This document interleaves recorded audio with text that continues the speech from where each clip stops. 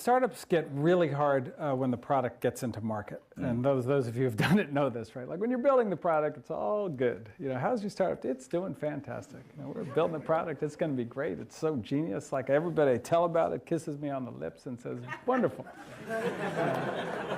But then you get in market and nobody wants it. Like then it gets real hard real fast. So that's like kind of the first psychological trauma. But the initial skill is, can you build a great product? Can you build a product that a lot of people really want?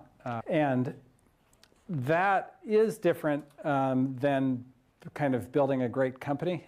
But if you can't build a great product, it doesn't matter if you can build a great company, because you don't belong at a startup, because if you can't build a great product, you'll never get to the great company.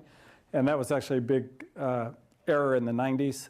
And a lot of the lean startup methodology and so forth came out of the mistakes that were made in the 90s, where they'd bring in a professional CEO really early on who didn't know how to build a great product and would build the company to a giant size and burn up all the cash. The skills are different, but management is a learned skill. Nobody was born a great manager, and I think that's one of the things people run into is you feel like, oh, well, like that person over there just seems like such a natural manager, but like it's not, nobody's really that natural at it. It's a very unnatural job. If I stopped you and it's like, Tom, like the way you asked me that question, like it was okay, but like you didn't really have the right emphasis at the end, and go back and practice and come back tomorrow and do it again. Like if I said that to you, you would be like, that guy's an asshole.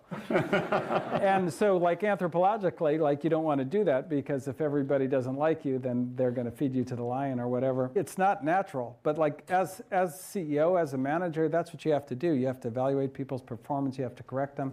You have to make sure they're on task. And those kinds of motions, you have to learn how to do them, and you have to learn how to do them in a way that everybody doesn't hate you all the time. They're going to hate you some of the time.